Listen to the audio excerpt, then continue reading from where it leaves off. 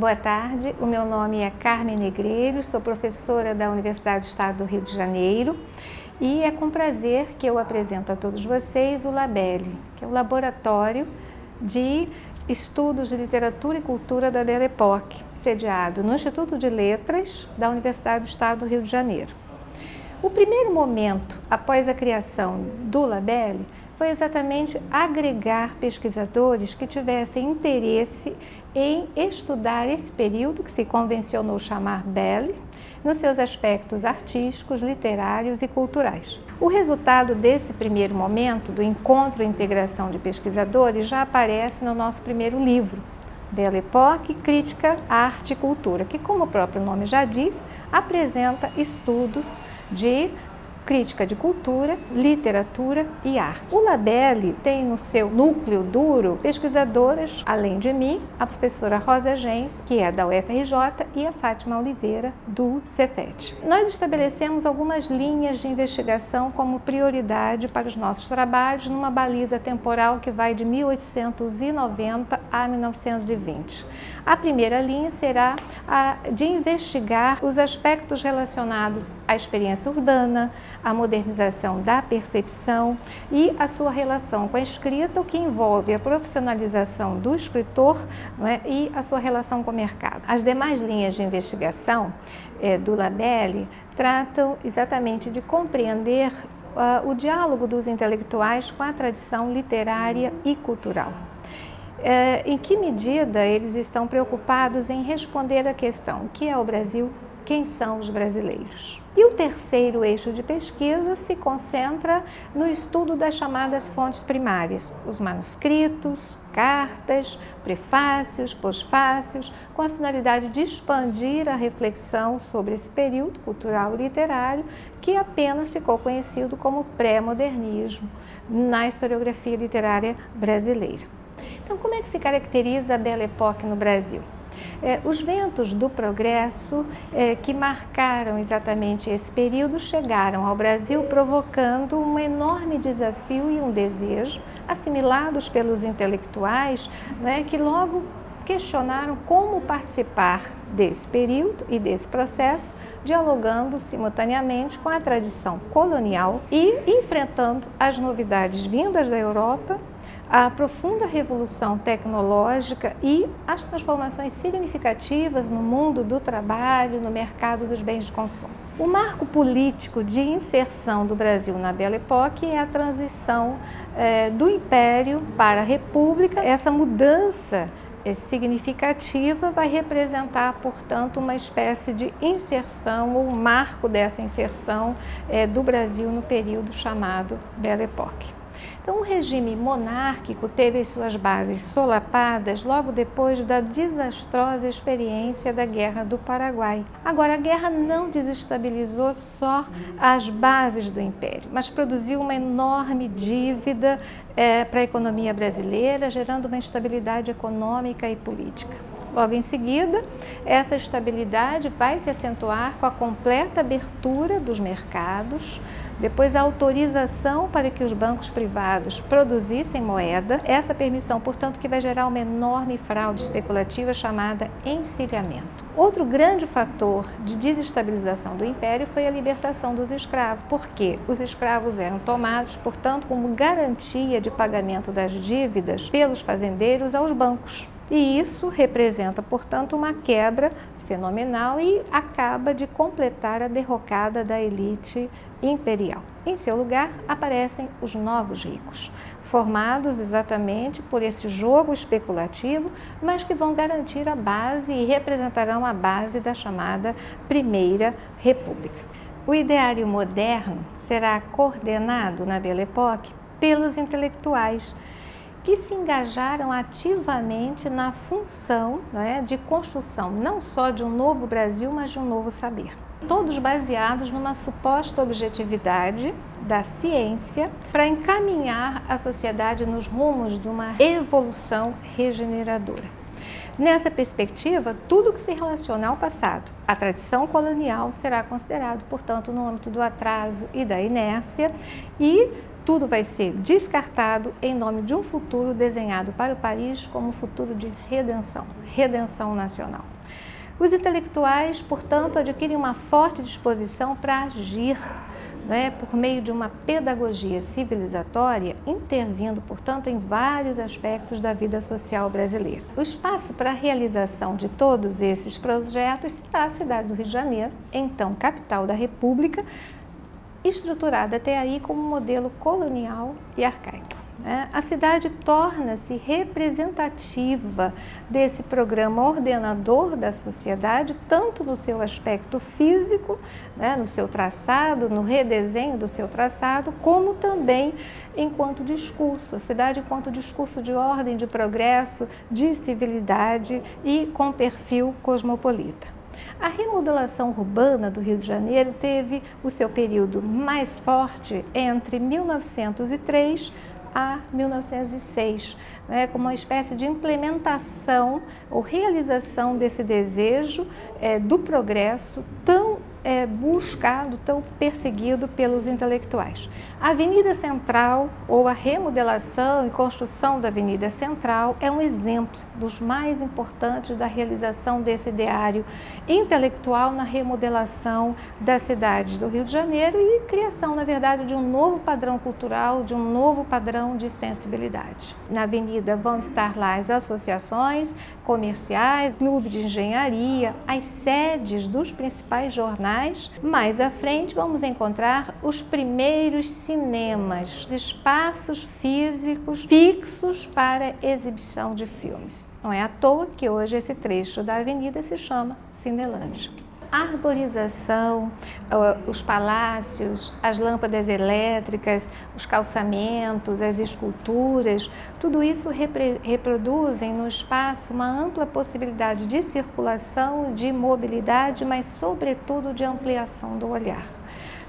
A visualização dos prédios, os prédios imponentes, sofisticados, de uma dimensão cosmopolita, dá a impressão ao passante de que, ao desfilar na avenida, ele integra um outro tempo-espaço, o tempo do futuro, o tempo do progresso. Outro espaço interessante da cidade é a Rua do Ouvidor, que tem uma particularidade interessante. Ela já permite misturar o antigo e o moderno. Na mesma medida que você encontra vitrines e exposição de novas tecnologias e produtos sofisticados, na Rua do Ouvidor vão circular elegantes senhoras vestidas à francesa, homens com figurino de teor inglês, iluminação artificial, inventos óticos, automóveis, mas também vendedores ambulantes, que são como que ruínas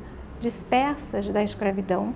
Se, por um lado, a reforma urbana, com os novos modelos arquitetônicos, incluíam essas calçadas pavimentadas, arborização, inserção de esculturas no espaço público, por outro, também elas vão ganhar um teor autoritário, violento e excludente. São muitas as interdições feitas à circulação de pessoas e de aspectos culturais nesse momento. Evidencia-se, portanto, a construção de uma paisagem urbana, de civilização, de uma regeneração sanitária, mas também é importante ressaltar a penetração dessas imagens modernas no tecido social da cidade do Rio de Janeiro. Então, no centro desse contexto complexo, de transformações, estarão lá os homens de letras, com seus diferentes matizes, tendências, e vão exercer um papel significativo, porque serão eles os autores das narrativas do espetáculo, ou seja, que vão traduzir os impactos da modernização sobre a experiência subjetiva. O aperfeiçoamento técnico da imprensa na Belle Époque garantiu maior agilidade na produção e na distribuição dos jornais, revistas e anúncios publicitários que circulavam pela cidade. Alguns aspectos técnicos, como a importação de máquinas, incentivos à importação do papel, o incremento dos recursos visuais, dos serviços fotográficos, né? A linotipia, entre outros, então representam estratégias para atrair o público consumidor. No entanto, essa incorporação das novidades técnicas não garantem um perfil consistente de política editorial e também não livra os jornais das perseguições, da censura, ora difusa, ora censura direta e violenta, que chegava ao fechamento ou empastelamento das redações e perseguições a jornalistas. Então, nesse quadro dinâmico se instaura uma tensão entre o homem de letras e o jornalismo. E está em pauta a distensão de vários limites e o reposicionamento dos lugares de poder. Observa-se, portanto, uma reorganização do campo intelectual, com deslocamento do prestígio do literato na disputa com outros discursos e outras formas de poder. Com essa renovação dos métodos de impressão, do aumento da quantidade de tiragens, a eficácia da distribuição, a organização de novas funções e subdivisões de funções dentro dos jornais, dividindo, portanto, e aparecendo aí repórteres, policiais, caricaturistas, ilustradores, fotógrafos, tudo isso vai representar uma diminuição da importância do papel do literato na imprensa. Crônicas, romances, contos das primeiras décadas do século XX na literatura brasileira constituem narrativas que procuram explicar aos leitores as mudanças na estrutura da experiência subjetiva provocada pelo imenso processo de modernização da percepção e, claro, apresentar os paradoxos do incremento da vida urbana. Suas narrativas procuram explicar os choques perceptivos ou a chamada trepidação da vida urbana e, apresentando aos leitores o funcionamento dos novos aparelhos, orientam de onde vêm os abalos produzidos na percepção, mas também promovem uma coisa muito importante, a renovação da linguagem literária por meio da assimilação das técnicas, da assimilação das novidades, especialmente aquelas que vêm dos inventos óticos ou dos novos parques gráficos, técnicas gráficas e de impressão. Olavo Bilac, em uma crônica publicada na Gazeta de Notícias, em novembro de 1907, vai falar sobre o seu cansaço e esgotamento depois de uma tarde que passou em visita a um cinematógrafo. Terminando o seu dia, nas palavras do escritor, derreado, tonto, cansado, moído, quase impossibilitado de escrever a sua crônica para o jornal, por ver na tela branca a vida saracoteando das fitas. A coletânea das crônicas Cinematógrafo, de João do Rio, é emblemática do impacto do primeiro cinema sobre a experiência subjetiva e ainda acerca do impacto das novas tecnologias sobre a escrita literária. O cronista vai acentuar a descontinuidade, a fragmentação das imagens, a rapidez das imagens que perpassam em sucessão, quase que em instantes, sem conexão, que quebram, portanto, aquilo que seria o elo integrador da narrativa. É preciso ressaltar aí a consciência crítica dos cronistas acerca dos bombardeios sobre a percepção e a experiência subjetiva, mas, sobretudo, acerca da necessidade de mudança da escrita literária para acompanhar esse processo. O interessante nessas crônicas é que elas vão mostrar a força do moderno sobre o subjetivo, mas numa crônica chamada de Cascadura Garnier, por exemplo, de Lima Barreto, é muito interessante mostrar não só uma cidade partida, com seus espaços demarcados, mas mostrar como os sujeitos estão partidos, fragmentados, porque carregam simultaneamente o sonho do progresso, as imagens do cosmopolitismo, o passado, a suspeita e o receio em relação a esse encantamento, o pertencimento e a exclusão, o passado e o presente, o arcaico e o moderno. Então, por isso é importante frisar que os efeitos da temporalidade múltipla, intermitente, veloz, o fascínio das imagens e a sedução das mercadorias introjetam sutilmente e de maneira muito interessante na alma e no olhar dos sujeitos a fantasmagoria do moderno.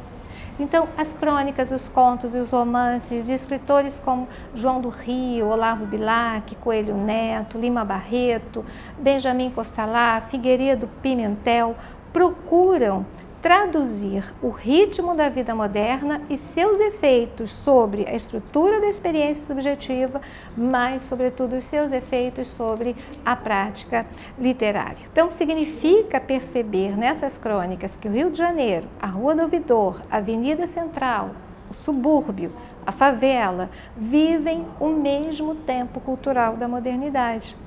A exclusão e a impossibilidade financeira para o consumo de objetos e produtos culturais da vida moderna não impedem que os sonhos, miragens e desejos projetados nas ruas e avenidas, discursos e vitrines contaminem as subjetividades. Eu espero que este brevíssimo painel sobre a Belle Époque brasileira, que privilegiou os aspectos de modernização, a experiência urbana e os efeitos na escrita a partir dos seus cronistas, seja um convite para que todos conheçam os nossos pesquisadores e as atividades concentradas no Labelle UERJ.